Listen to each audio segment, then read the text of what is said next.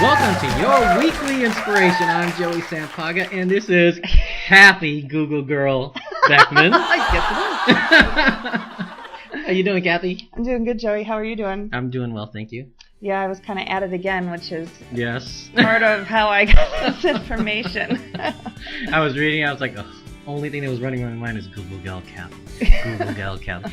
By the way, she has a great website out there. It's called, what's it called again? And it's so memorable. InspirationGal.com. Check right. it out. She's got a lot of cool stuff there. So, Thank you, Joey. so let's talk about DNA. Well, yeah, and to back up a little bit, it's the beginning of the year, so this is a time when everybody starts getting in their workout regimes and they start their goal setting. That's right. And you've got your nice little sweatshirt on. It's time to get out and hit the trails and get in shape, and everybody's eating right. And but I was thinking about it, and unless we work on ourselves from the inside first, none of that stuff is gonna stick, so to speak. Unless we love and appreciate ourselves, right? We're not gonna care to take the time to do all that. But then it goes one step further, and our science is telling us that the love and the appreciation and the compassion that not only we feel, but that those around us share and are feeling have a direct physical effect on our very DNA, the building blocks of us. Sure. Right. Okay. And we've talked about it a couple times in different videos, but what they're showing us is that when we're feeling those positive emotions of love, compassion, respect, appreciation, that our DNA, if you think of it, you've seen the DNA strands, right? The double helix, and they always show it about the same rate, right?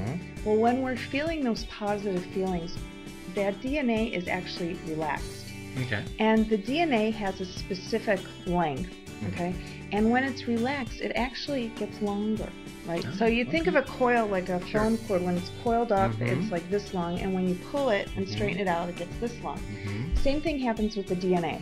When we're feeling love and appreciated and appreciation, our DNA relaxes. We relax. The DNA relaxes. And when the DNA relaxes, that actually sparks our immune system that keeps us healthier. Now, the converse is also true.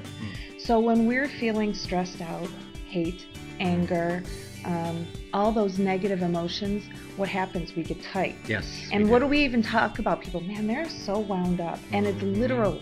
The DNA is literally wound tight, right?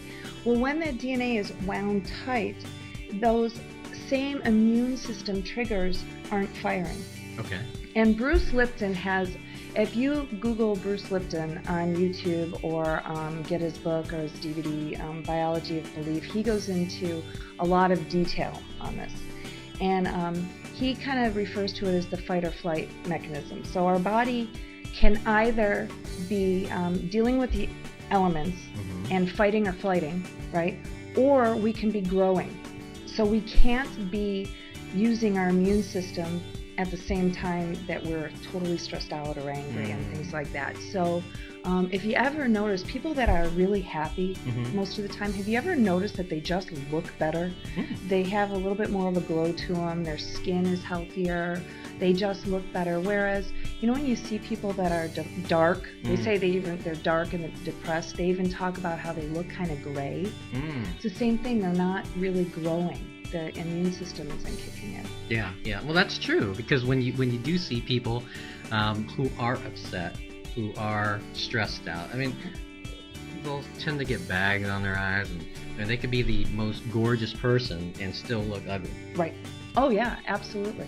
And have you ever noticed that I was watching something the other day, and they were showing all these different people that were very happy in their lives, and I was like, it's really interesting how they're all attractive looking, and I don't think that that's an accident. Sure. It's a big deal. So it's the same. So I'm bringing this up because it's really important that not only we work on ourselves and to make sure that we're happy, we're focusing on those feelings of love and appreciation, but again, and like we've said it so many times, who are you hanging around with? That's true. Are they causing you constant stress? Mhm. You know, are they bringing that in? Because we have this field around us, okay, and that's something else. If you Google Greg Braden,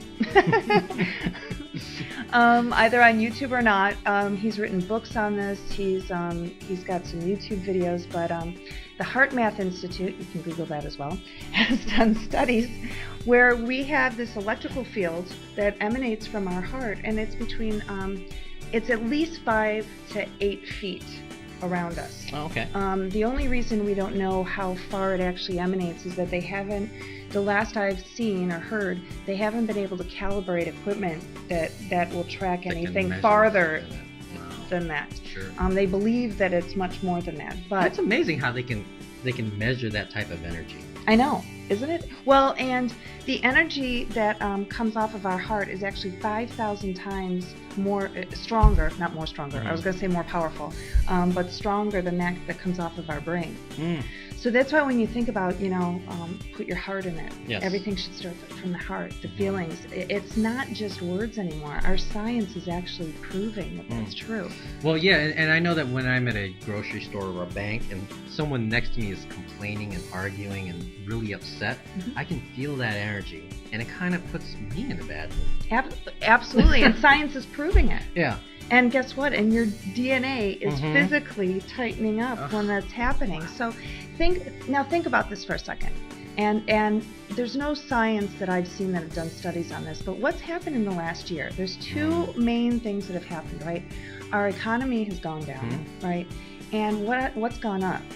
The instances of flu, H1N1, people that are sick. A lot of people getting sick, yeah. So the more and more that people are stressed out, the less their immune system is kicking in. So hence, the more people are catching colds and flus. Now, I know that those are not the only factors that are going into it, but there's something to be said for that. That's so true. it's very important that we all slow down. I'm kind of interested, and I'll probably go home and Google this to see what countries actually. So you can be Google guy. Yes, Google guy.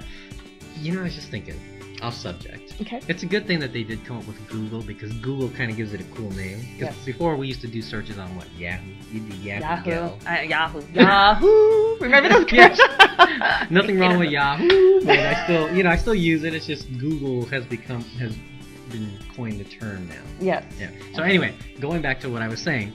What was I saying? It'd be interesting to know. We were talking about happiness, and I'm going to guess you're going to see what countries. Oh yes, yes. Squirrel.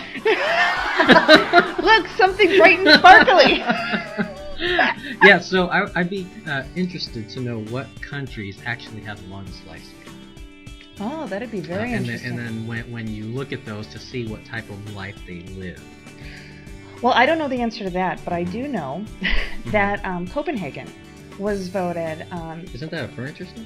Yes, it is. Okay. But it's based on, now if you think of the furniture that comes out of the Copenhagen furniture store, it's all very linear, kind of minimalist in nature, right? Okay. And Copenhagen was voted one of the happiest places in the world to live. And that's because they're very minimalist. If you go in, and actually Oprah did a segment on this, but I saw it somewhere else as well before the Oprah show. When they go in and they show you how they live, I mean, Oprah was just shocked, because they sleep in this, they actually climb up and they get into like a little area to sleep. It's not like our huge lavish bedrooms where we're like sleep, it takes a step ladder to get up and climb into bed. Very, very minimalist. They have, they live in small places. A lot of them have windows, so it's open to the outside. But it's all very, IKEA, how it's all very minimal. That's Copenhagen. But they're also very happy. They're not into all the extra stuff like we are. Yeah. Well. But why don't you check that out? I will. You do the Google. I will Google it just to see what countries actually have the longest lifespan. That'd be very interesting. And we'll share it in the next segment. Yes. So, until next week, you guys have a great day. And have an inspired week. Bye.